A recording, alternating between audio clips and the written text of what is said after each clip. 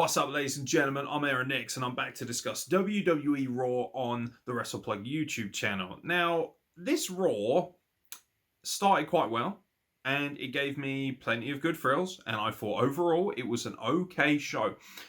But it just couldn't help itself, and it had to piss me off.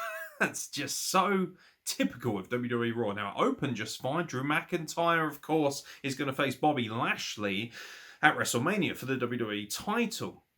In the meantime, Lashes needs something to do because he wasn't even at Fastlane, so he's wrestling Sheamus. God, Sheamus, Mr. No Night Off. When are we going to acknowledge that Sheamus is really fucking good? Once again, he comes out and has a match of the night candidate, if not the match of the night on Raw. Brilliant.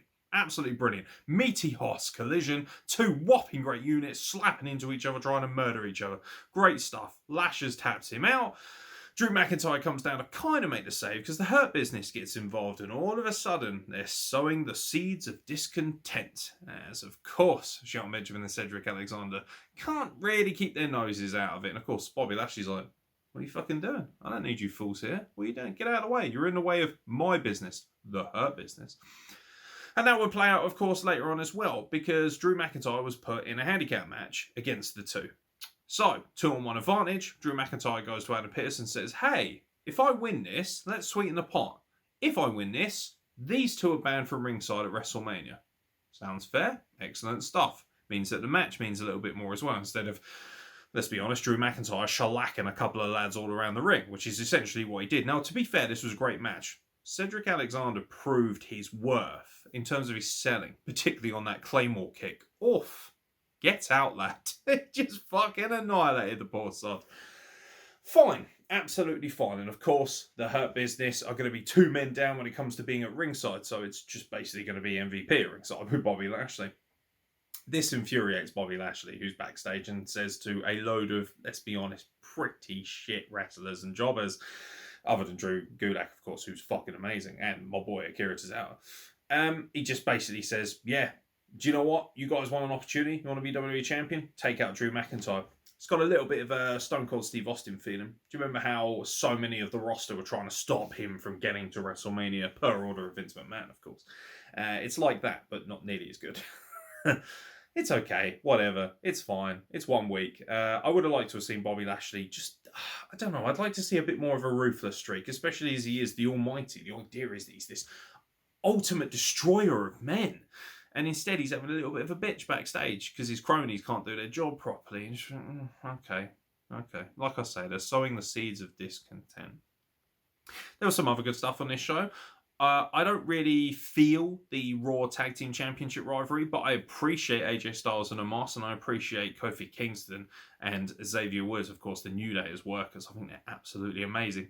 It just would have been nice to have seen them defend the titles against legitimate tag teams, but they've been suffering with a lot of injuries. There's been a COVID-19 outbreak as well, which affected this show.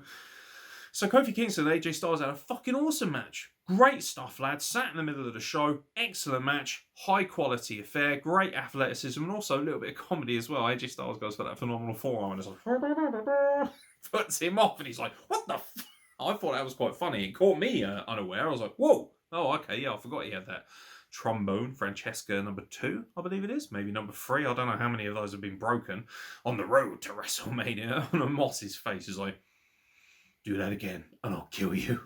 So, you know, all in all, there was some good stuff on this show.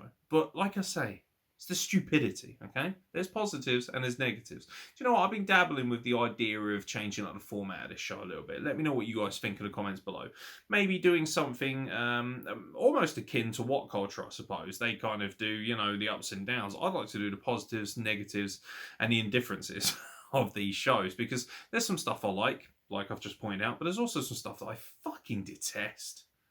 Why are we still doing Shane McMahon versus Braun Strowman? Insufferable. And I'll tell you what made it even fucking worse. Sound effects. As soon as you start putting sound effects in the middle of the matches, nah. I'm sorry, I'm not having it. Okay, it was one thing when Aleister Black was, you know, making his entrance and goes, and you thought, oh, that's stupid, but okay, I get it, whatever. But when you're actually having train effects while Braun Strowman's going choo-choo around the ring and leveling Elias and that again. And Shane McMahon, oh my God, that song at the beginning as well. Hot garbage. Fucking garbage. Terrible. Embarrassing. I'm embarrassed for you. You're Shane McMahon. Man, how things have, changed. Even him jumping off the cellar, WrestleMania 32 felt like a big moment. Now we're reduced to this, sliming Braun Strowman. And of course, once again at the end of the segment, point at the WrestleMania sign, keep pointing at it. We get it. It's WrestleMania, okay? This is why more and more people are turning this off. Because you're treating us like we're 3 years old. I fucking know it's WrestleMania. I don't need your wrestlers to insufferably point at a sign. And even when it does work, it still feels cheap and misguided. Now, Asuka took on Peyton Royce. Good match. Peyton Royce has kind of been pushed as this underappreciated underdog. She had that fantastic little moment on Raw Talk. Those shows are really good platforms to show people what wrestlers can actually do. It's just a shame not enough people watch them.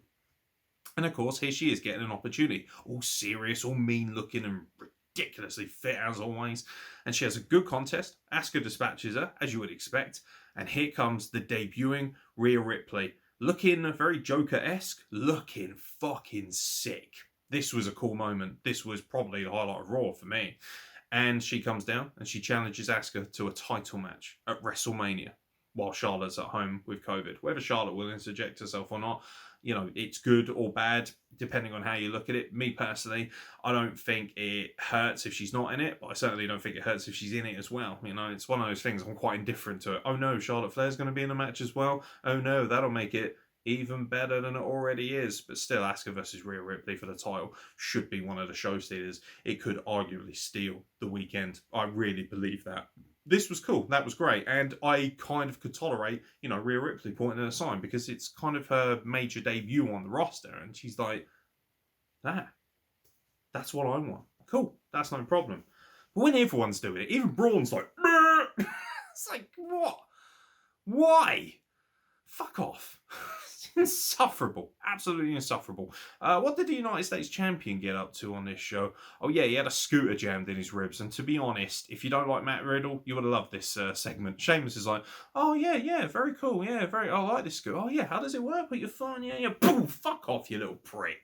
That's basically how I feel about Matt Riddle at this point. Fuck off. Get off my screen, you stupid little child. You piss me off. It's a fucking dumb gimmick as well. Bullshit is what it is. It's insufferable. Really insufferable. Women's tag team titles. Speaking of insufferable, this is going to upset a few people. So Dana Brooke and Mandy Rose took on the women's tag team champions with Reggie. I actually really like Reginald and Nia Jax. I don't care if you want to come at me in the comments, if you want to come at me on social media at WrestlePlug. Fucking bring it. Reginald and Nia Jax are far more entertaining than a lot of other things going on right now. I actually think they're fucking hilarious together.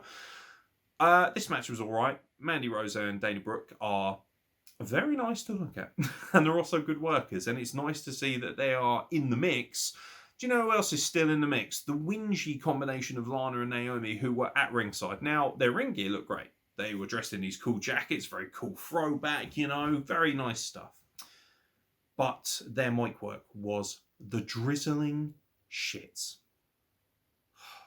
I love Naomi. She does not need to be near Lana. She should be facing someone like Asuka, or she should be on that level, challenging for a title. And instead, she is sat at ringside having a little whinge. They were both awful on the mic and proved why they're not in main event caliber status. I want Naomi to be a main event star. I think she is as an athlete. I think as a character, boring. Very, very, very boring. And that breaks my heart because I love her dearly. I really do. I think she's beautiful. I think she's one of the most athletic wrestlers they have. But she has got very little charisma. At least that they've allowed her to show up until this point. And it's not helped by sitting next to the charisma vacuum that is Lana. And then at the end of the match, they come across like two catty, pathetic stereotypes of what Vince McMahon probably thinks women are. It's such good shit. They're sitting there going, we want a rematch. We don't rematch. Give me a rematch. It's like a couple of Cartmans. Like, shut the fuck up. You're supposed to be faces. Why are you whinging like utter tool bags? Just meh. I don't care. I don't care about that stuff. It's funny because I didn't even hate this Raw. I thought this was actually overall a good Raw, but the things that pissed me off were terrible. And the main event of sorts was, of course, Randy Orton summoning the Fiend. We all knew how this was going to go. Randy Orton comes out and says, that's it. After tonight, there will be no more nonsense. Get your ass down here. Alexa Bliss comes down, opens up the Jack-in-the-Box. Bing! Toys. Haha, good stuff. Do you know what? I'm actually starting to get a little bit bored of it, even though I'm glad that the Fiend's back. It's not terrible, but it just feels like it's the same thing every week. And I'm glad that this is hopefully going to have its completion at WrestleMania. But herein lies the problem, right? So the Fiend comes out, okay? He's summoned. And then Randy Orton looks at him, a bit funny, gets the petrol canister out and starts dousing him with it again. You know, he's covering him with fuel and he's going to set him alight. All the while, the Fiend just stands there looking like a goober.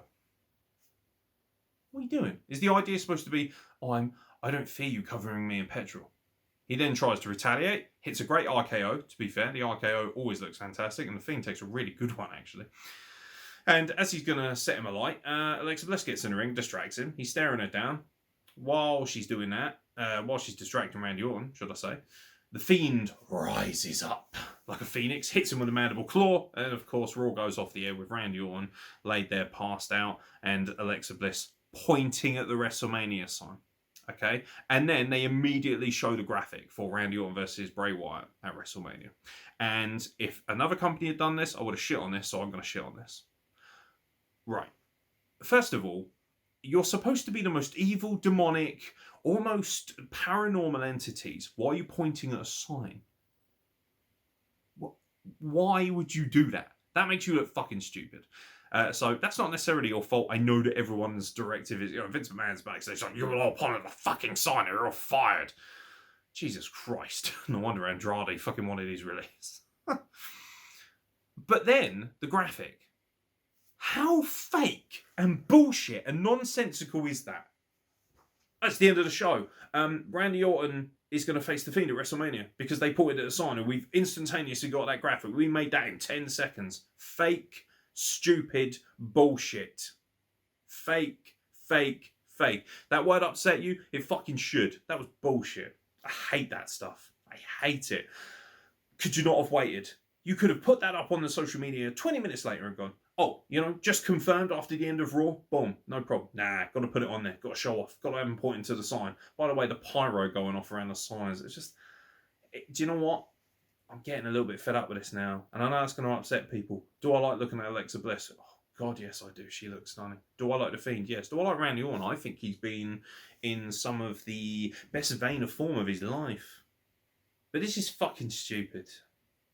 Her pointing at the sign, having the graphic up seconds later. Bray Wyatt or The Fiend or whatever you want to call him, standing there looking like a fucking half-melted candle. I must admit, it's getting a bit tedious. I still like the atmosphere about it. I like the ambience, but I just want to see more.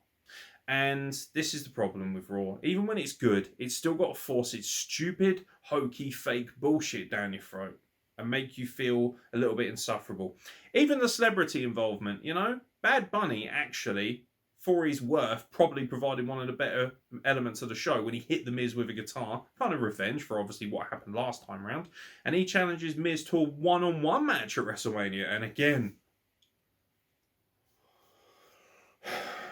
I don't think Vince McMahon realises how fucking stupid these people look when they point at a sign like that. Do you know what it reminds me of? When I was 5 and I'd see a McDonald's sign when I'm driving wherever, or if, me and my parents were travelling down a Cornwall or something, I'd be like, look, man, McDonald's. Stupid, childish, and completely lacking any creativity. Very much like Raw for the past few months, if I'm being honest. A good show ruined by dumb, hokey, childish shit. That's pretty much all I have to say about that. I'm done being grumpy. I need to go to bed, ladies and gentlemen. Let me know what you thought of Raw in the comments below. If you didn't like what I had to say, hit the dislike button. Doesn't really bother me. Still helps out with the algorithm. So for all you trolls that are hitting dislike for a laugh, like I say, doesn't bother me in the slightest. Still boosts the algorithm. We're still going to do fine. By the way, we're past 300 subscribers. You know what that means? It's free t-shirt or art time. We will let you know who the winner of that is later this week when we drop the Q&A podcast that I've just done. And that's something you might want to check out. So look out for that podcast, because during that, I will reveal who has won a free t-shirt or a free piece of art. All of you who currently are subscribed to the YouTube channel will be in the hat for that free item. From myself, Aaron X, thank you very much for watching, and I'll catch you very soon for more content from the Wrestle Plug.